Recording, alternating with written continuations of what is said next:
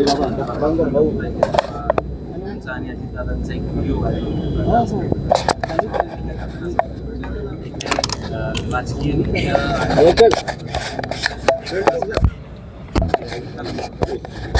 शिंदे सरांच्या टीकेला आम्ही तर काही सिरियसली कधी घेत नसतो.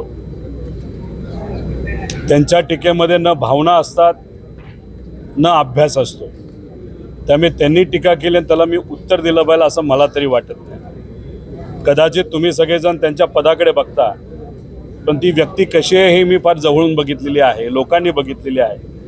त्यामुळे त्यांच्या पर्सनल एखाद्या टीकेला मी उत्तर देणार नाही. फक्त एकच राम शिंदे सरांना मी विचारतो की जेव्हा 2024चं इलेक्शन होत होतं तेव्हा एका हॉटेलमध्ये पैशाची बॅग घेऊन तुमच्या परिचयाचं कोण व्यक्ती तिथं डान्स करत होतं हे मात्र लोकांना तुम्ही त्या ठिकाणी सांगावं.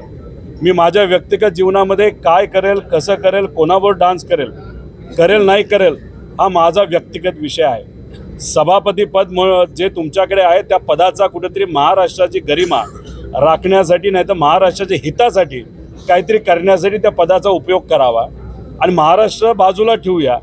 पण मतदारसंघामध्ये असणारी आमची जी MIDC जी तुम्ही मुद्दामून रोखली आहे त्या पदाचा उपयोग करून ती MIDC तरी तुम्ही आणावी अशी विनंती त्या ठिकाणी मी राम शिंदे सरांना करतो. तुमच्या जवळचे कार्यकर्ते आहेत आचारसभेमध्ये त्यांनी टिप्पणी केलेली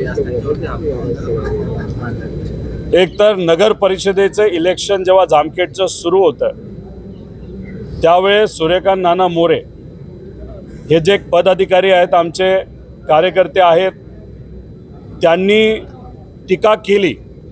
पण ती टीका पदावर नाही केली, राम शिंदे सरांवर त्या ठिकाणी केली. पण ती टीका करत असताना जर इतर जे सर्व MLC आहेत आमदार त्यांचं मन दुखावलं असेल तर मी स्वतः त्या सर्व MLCंची मी माफी मागतो. पण तिथं तुम्ही बघत असताना भावनेच्या भरात सूर्यकांत नाना बोलले असले तरी त्यांनी पदावर कुठं टीका केलेली नाही. त्यांनी टीका करत असताना राम शिंदे सरांवर केली. एक तर नगर परिषदचं इलेक्शन सुरू होतं, ते इलेक्शन सुरू असताना 4 पोलिसांच्या गाड्या घेऊन राम शिंदे सर त्या मतदारसंघामध्ये का फिरत होते असा प्रश्न नानाचाही होता आणि माझासुद्धा त्या ठिकाणी आहे. त्याच्याचबरोबर ते इलेक्शन रंगलं होतं. आमच्या बाजूली उमेदवार देत असताना सामान्य परिवारातले उमेदवार आम्ही दिले, पण राम शिंदे सरांनी त्यांच्या पक्षातून अशा लोकांना तिथं संधी दिली होती की काही गुंड होते. काल परवा त्यांचाच जो उमेदवार होता त्यांचे एक पती हे एका महिलेला प्रेशराईज करत होते आणि दुर्दैवाने ती कला केंद्रातल्या महिलेने तिथं आत्महत्या केली. एक असा उमेदवार एका घरामध्ये त्यांनी उमेदवारी दिली जी प्रॉस्टिट्यूशनच्या व्यवसायामध्ये त्या कार्यकर्ता त्यांचा तिथं आहे. सावकार 2 आहेत. त्यामुळे सूर्यकांत नाना मोरे नाही तर आम्ही जी टीका करत होतो ती राम शिंदे सरांवर व्यक्ती म्हणून करत होतो, पदावर त्या ठिकाणी कुठेही करत नव्हतो. आणि माझा एक प्रश्न असा आहे की हा महाराष्ट्रामध्ये अनेक महत्त्वाचे विषय आहेत, ते विधान परिषदेमध्ये चर्चेत यायला पाहिजे होते, पण ते चर्चेत न येता असं झालंय, इगो हर्ट झालाय या व्यक्तीचा, राम शिंदे सरांचा. आणि मग कुठंतरी कोणातरी सांगून हक्कभंग तुम्ही आणता. म्हणजे गल्लीतली भांड ही आपल्या विधान परिषदेमध्ये जर चर्चेत येणार असतील तर उद्या जाऊन इलेक्शनच्या काळामध्ये एकमेकांच्या विरोधात आपण काही बोललो ते जर विधान परिषदेमध्ये 45 मिनिटं चर्चा झाली का जास्त वेळ चर्चा झाली.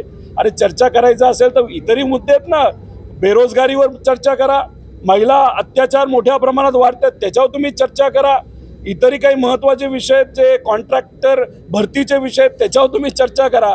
पण गल्लीतल्या गोष्टी जर तुम्ही विधान परिषदेमध्ये त्या ठिकाणी जर तुम्ही घेणार असाल तर मला असं वाटतं हे चुकीचं आहे. त्यामुळे राम शिंदे सरांनी सुद्धा त्या पदावर जर तुम्ही बसला असाल, तुम्ही वागता कसं, तुम्ही बोलता कसं, कशा पद्धतीने तुम्ही टीका करता, संविधानाच्या विरोधात जाऊन तुम्ही इथं टीका 2 दिवसापूर्वी त्या ठिकाणी तुम्ही केली, तर तुम्ही त्या पदाची गरिमा जर राखली तर कार्यकर्ते नाही तर पदाधिकारी तुमच्याबद्दल बोलत असताना आदराने त्या ठिकाणी बोलू शकतात. विधानसभेचे जे अध्यक्ष आहेत त्यांना तुम्ही बघितलं का राजकीय टीका करताना, कुठं जाऊन वायपाट काहीतरी बोलताना, नाहीतर फौज फाटा घेऊन, विमानं घेऊन, हेलिकॉप्टर घेऊन, 4 पोलिसांच्या गाड्या घेऊन फिरताना कुठं बघितलंय का नार्वेकर साहेबांना?